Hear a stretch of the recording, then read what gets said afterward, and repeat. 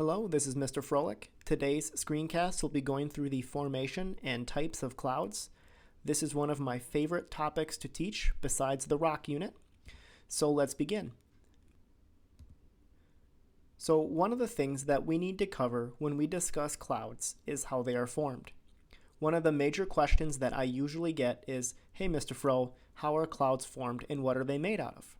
Well, clouds are simply made of microscopic droplets of liquid water or ice. So this image shows the general size comparison of something called a cloud drop, which is the basis of all the clouds, compared to a raindrop, which is what falls from the sky. Now, a raindrop is actually made of several hundred or thousand cloud drops that eventually gets too heavy and falls to the ground. The way that these cloud drops are formed is when that water is cooling, it condenses onto anything it can nearby. An example of this is when you take a hot shower and the mirror in your bathroom will be foggy. That is water that was in the air condensing onto something solid, similar to how cloud drops or raindrops will condense onto something solid like dust or other aerosols in the air. An easy way to visualize this is to look at the spots left on a car after it gets rained on. When that rain dries, the water goes away, but the dust or aerosols that formed those raindrops is left behind. Another way to imagine this is thinking back to a time when you were outside when it was foggy out. This is because fog is basically a cloud at the ground.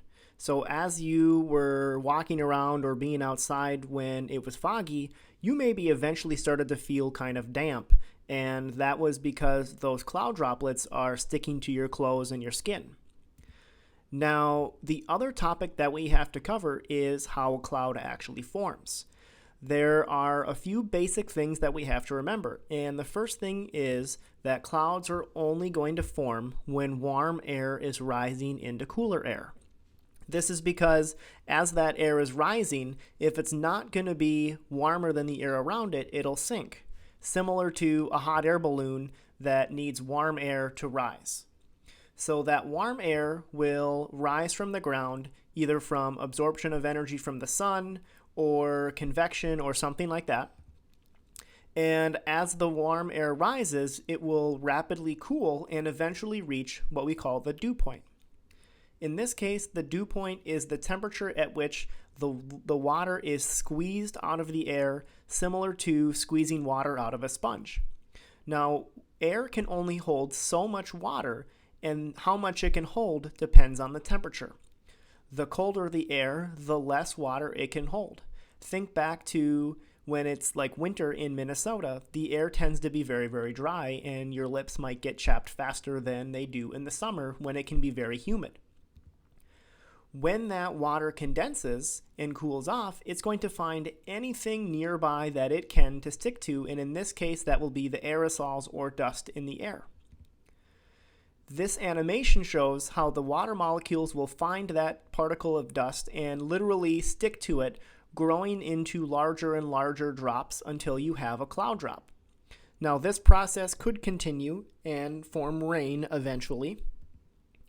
Now, the next thing is that as long as you have warm air rising, your cloud will grow. So think back to a day when you've seen clouds gradually get larger over time. That is because that warm air is feeding the production of that cloud. Now, on the flip side, if you have cold air that is starting to sink, your cloud will shrink and eventually die. Think back to a day when you've looked outside and seen clouds that sort of seem to get wispy at the bottom. Generally, that's a dying cloud because that air is sinking. It's important to note that if you have warm air above cold air, this is usually described as a very stable atmosphere, and you will get no clouds to form. That's because the warm air is inhibiting the cold air from rising. This does not happen very often. Now, the other thing is, students will ask me, Mr. Froelich, how do clouds stay up there if they're made out of liquid water? Well, it is true that clouds can be very, very heavy, But since the air inside that cloud is warmer than the air outside the cloud, it generally can be related back to a hot air balloon floating. That warm air inside the cloud is keeping it floating.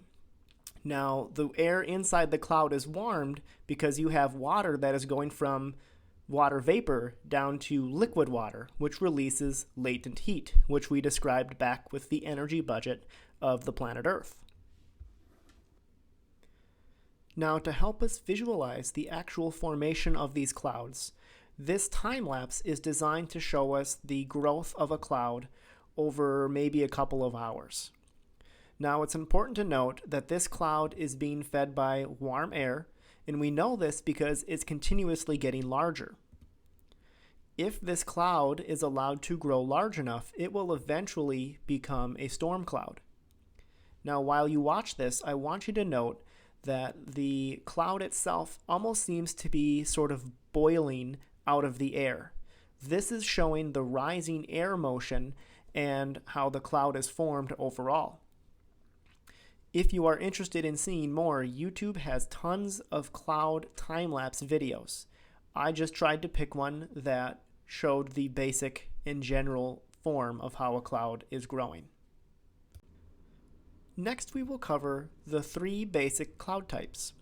Students have maybe heard of these before, but a good refresher is something that will help us in the long run. Now, the first type we will cover will be cumulus clouds. These are the ones that are characterized by a puffy or flat bottom. They are generally found more in the spring, summer, and fall, and something that is very common across the planet.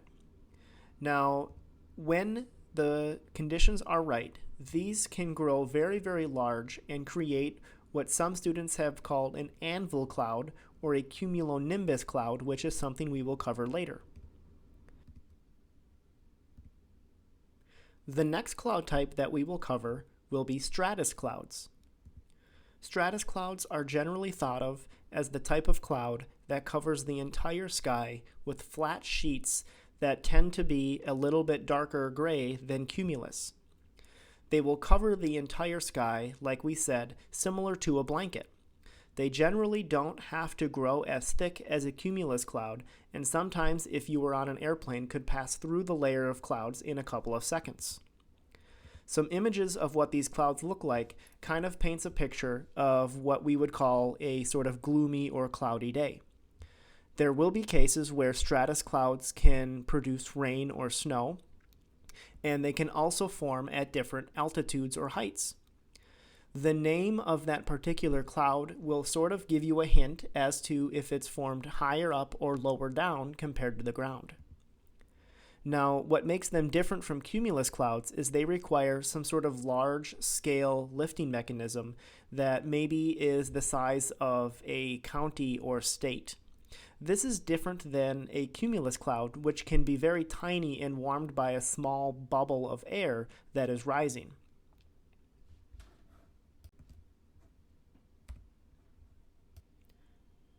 Now, the last type of clouds that we will cover in the basic category will be cirrus clouds. These are seriously one of my favorite, and characteristically the thin and wispy clouds that you'll see outside. They tend to form at very, very high altitudes near the top of the troposphere.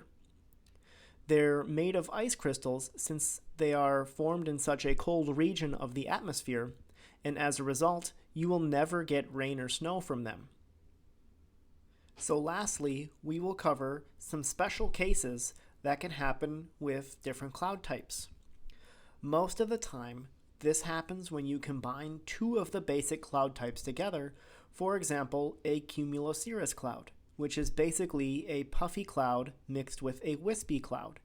An example of this would be this picture here. You can see that it kind of has the characteristics of both clouds put together. This is very common, and you will find other combinations between the 3 basic cloud types. Another thing to add is that any cloud that has the word nimbus added to it would be producing some sort of precipitation. So in this case, this picture of a cumulonimbus cloud is a cumulus cloud that is producing rain. If you look closely at the bottom, you can kind of see the wispy rain falling from the bottom of the cloud, and in some cases, you will have this with stratus clouds also. Now, it's important to note that there are literally thousands of different types of clouds that you can see out in real life. And this is just a quick overview of the basic types and a few of the combinations. Let's practice just a couple here. So this image was taken outside of our school.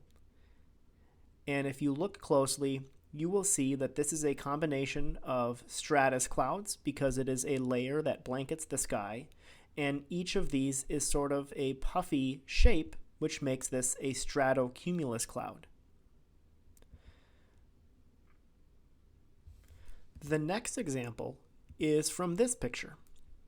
Now this picture shows a very dark cloud base, and from the picture itself it would be hard to tell, but this is a storm cloud and it is about to rain very heavily. Now this picture I took when I was out chasing storms a couple of years ago, and this would make it a cumulonimbus cloud. You are too close to see that it has the puffy top, but you can see that it still has the flat bottom and very, very dark base. This again is just a couple of the combinations that you can find in the real world of clouds. Like I had said before, there are thousands of different cloud types, and understanding them can be very complicated. I hope that you are able to take something away from the basic cloud types and their combinations. If you have questions, feel free to let me know, and I hope you have enjoyed all of my cloud pictures. Thank you for watching the screencast.